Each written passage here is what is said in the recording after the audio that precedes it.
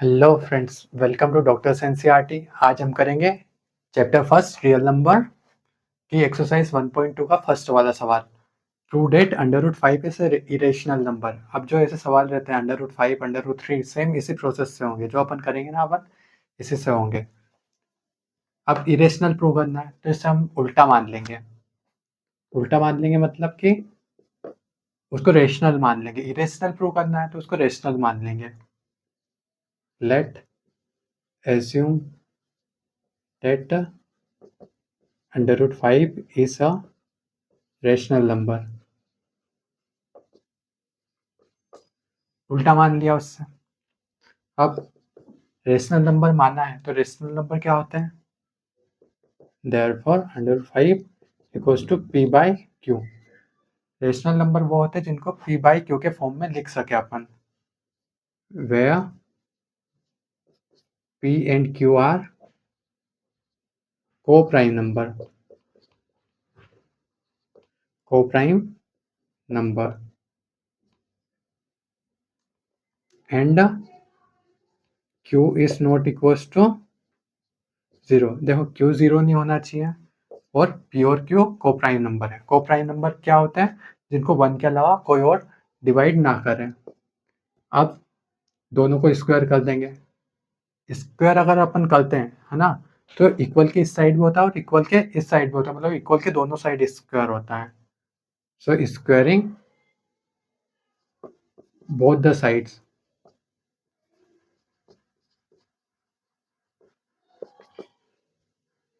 अगर अपन स्क्वायर करेंगे तो अंडर रूट 5 का square equals to p by Q का स्क्वायर। अंडर रूट 5 का स्क्वायर 5, p बाई क्यू का स्क्वायर ब्रैकेट तोड़ के लिख सकते हैं, p square by Q square ऐसा लिख सकते हैं। अब q इस साइड जाएगा, so 5q square equals to p square लिख सकते हैं ऐसा। इसको इक्वेशन नंबर फर्स्ट नाम दे देते हैं। अब देखो ये जो 5 है ये इसमें मल्टीप्लाई में है, इस साइड जाएगा तो डिवाइड में होगा। तो एक लाइन लिखते हैं 5 डिवाइड्स p स्क्वायर। देखो ये इधर जाएगा तो p स्क्वायर को डिवाइड करेगा। p स्क्वायर को ऐसे लिख सकता हूँ मैं 5। तो ये p स्क्वायर को डिवाइड कर रहा है तो 5 p को भी तो डिवाइड कर रहा है, लिख सकते हैं ना ऐसे। सो एक लाइन लिखेंगे 5 डिवाइड्स p स्क्वायर, सो 5 ऑल्सो डिवाइड p। 5 अगर p स्क्वायर को डिवाइड कर रहा है तो 5 p को भी डिवाइड करेगा। अब इसके आगे let p equals to 5c। c क्या है? c है क्वोशिएंट। देखो p को 5 ने डिवाइड करा, अब जो आंसर आएगा वो है c। ठीक है, मतलब कि एक हिसाब से क्वोशिएंट है c। तो अपन लिख देंगे where c is an integer। ये आप डायरेक्ट ऐसे लिख सकते हो where c is an integer। पता लग गया c क्या है, जो क्वोशिएंट आएगा वो है c। अब अपन ने p इक्वल्स टू 5c क्यों माना? क्योंकि इसलिए माना क्योंकि इसको अपने को इक्वेशन नंबर फर्स्ट में डालना है। तो 5q स्क्वायर यहाँ पे एक लाइन लिख देते हैं, put p equals to 5c in equation first. p equals to 5c को इक्वेशन फर्स्ट में रखेंगे। 5q square equals to p square. अब p स्क्वायर की जगह 5 लिख देंगे, मतलब p की जगह 5 से लिख देंगे। 5q square equals to 5c का स्क्वायर। देखो p स्क्वायर है तो p की वैल्यू का भी स्क्वायर होगा, हमने p की वैल्यू का भी स्क्वायर कर दिया।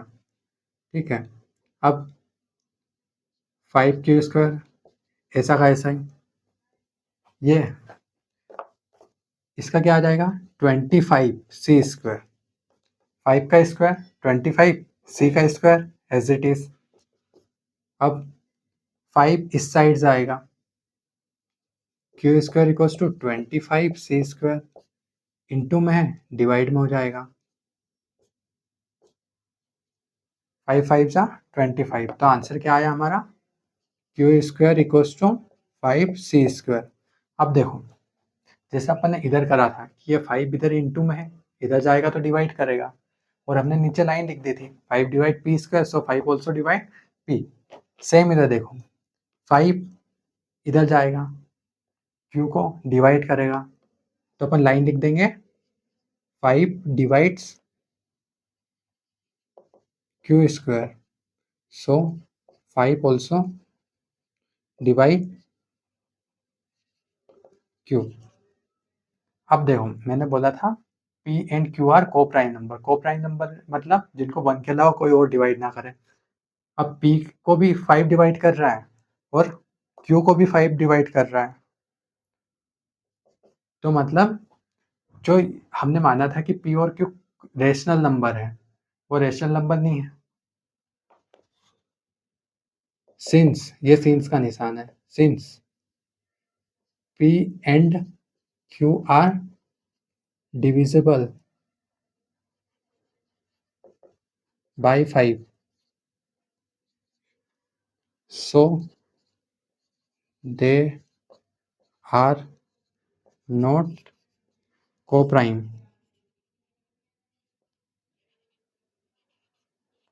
numbers,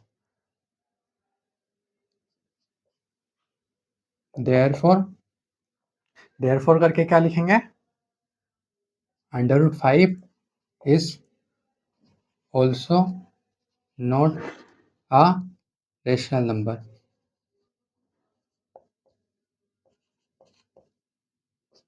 therefore under root 5 is a irrational number।